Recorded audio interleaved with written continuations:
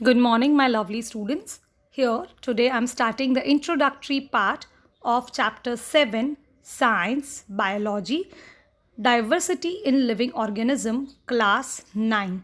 I hope you will enjoy. This is very detailed chapter.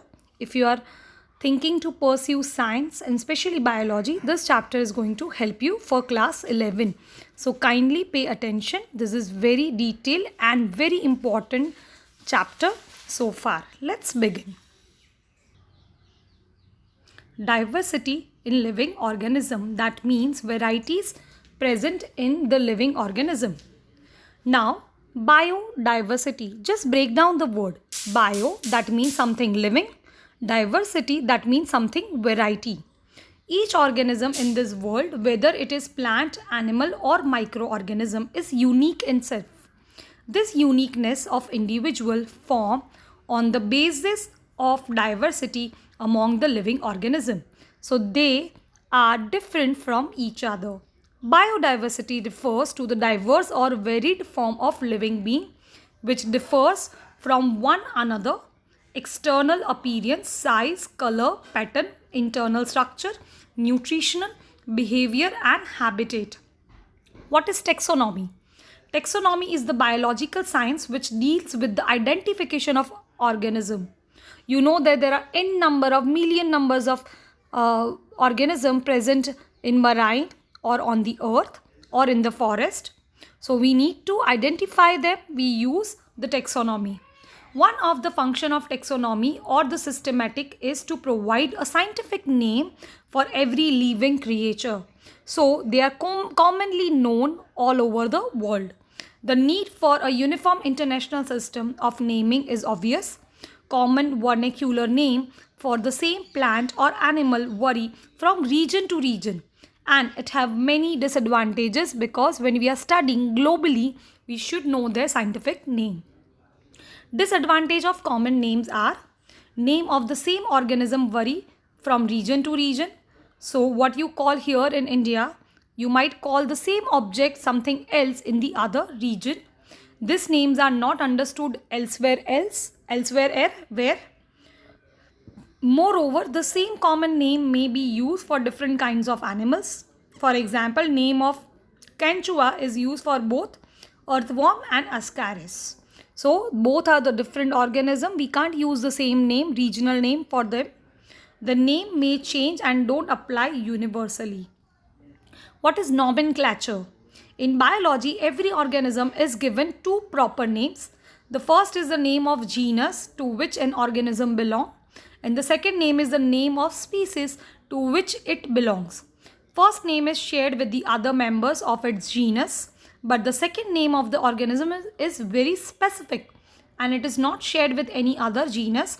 So this specific name is guided by the set of rules in the International Code of Bionomenclature. What are the advantages of scientific name? They are unique, they are understood and followed all over the world. They are not changed easily. The scientific names provided are often descriptive and also indicate some important characteristics of organism. Why scientific names are Latinized? Scientific names are usually Latin names. Latin language have hold over the times when the scholar communicated in this tongue. It is precise, uniform and understandable to investigators, though the word of formal system of Latin nomenclature is used. So it is all over the world, it is the same. How to write the scientific name? Few rules are proposed for naming, that is, first, name should be given in the Latin language. Number 2, name of genus begin with the capital letter. Number 3, name of species begin with the small letter. So genus with the capital letter and name of species with the small letter. The scientific name should be written in the italics. That is, you know what is bold, italics and underline. You use the computer, so italics is something slant ones, right? And they should be underlined separately when they are handwritten, such as the name of human is Homo sapiens. You can see Homo is genus and sapiens is species. Here H for Homo capital, S for sapien is small. For lion, it is Panthera leo. So they are written in italics. Development of binomial nomenclature. It was first developed and used in naming plants and animals by the Linnaeus in his book entitled Species Plantarum. The Linnaeus has been considered the father of taxonomy since he developed the binomial system of nomenclature as the system for classification. What is classification? To study the diversity among living organisms in an effective way, we need to arrange the various kinds of organism is an effective way. We need to arrange various kinds of organism in systematic manner. The method of arranging organism in the group or the set on the basis of their similarities and difference is called the classification. Now in your house, you have arranged your school notebooks, personal notebooks, test books, then classwork, workbooks separately. So that way you can identify them well, you can use them well, and you can study them well. So here all the organisms are classified in a special kind of group based on their similarities and the differences. What is the importance? Make the study of wide variety of organism easy. You can easily study them if they are classified well. Projects before us a picture of all life form in the glance is essential to understand the interrelationship among the different groups of organism forms the base for the development of other biological sciences. What is classification and evolution? Classification of life form is closely related to their evolution. What is evolution? Most life forms that we see today are risen by accumulation of change in its body design that allow the organism possessing them to survive better.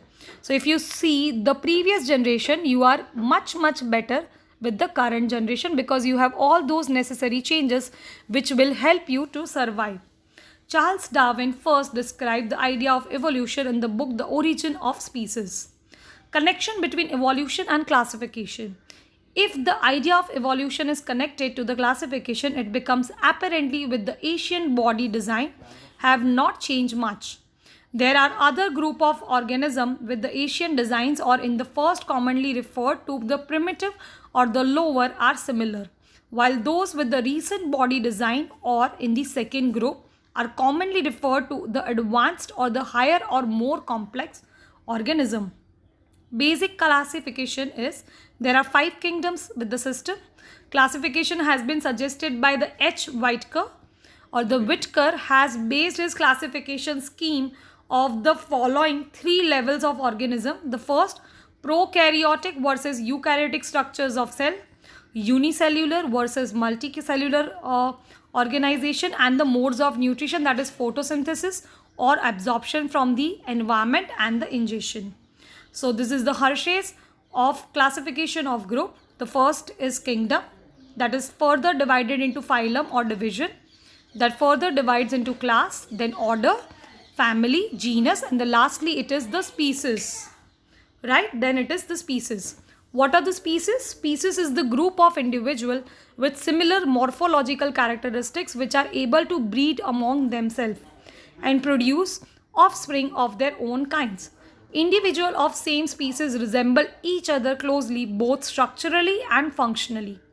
Genus. It is the group of species which are related and have less characteristics in the common as compared to species. Species have more common characteristics. Members of genus have the identical reproductive organs. And what is family? It is represented by the group of related genera or the genus which are more similar to each other than with the genera of the other families. What is order? It is the assemblage of the families resembling one another in few characteristics. Class, it represents the organism of related order. Phylum, it includes all the organisms belonging to different class having few common characteristics. Kingdom, it includes all the organisms who share a set of distinguished common characteristics. So organism, you can see this flow chart. Prokaryotes, they are further divided into unicellular and monera. Eukaryotes, they are divided into unicellular, multicellular. Unicellular are divided into protista group. Then multicellular are divided in with the cell wall, without cell wall. Without cell wall, you have Animalia. With cell wall, they perform photosynthesis or they do not perform photosynthesis. Their further classification is Plantae and the fungus. So we'll start with each and every classes and the kingdom in detail with the coming videos. The first video is the introductory video. With our next online session, I'll be asking you questions from the first videos and we'll have the doubt sessions regarding this. I hope you have understood so far. Please copy down this classification and the flow chart in your classwork. See you with the next video.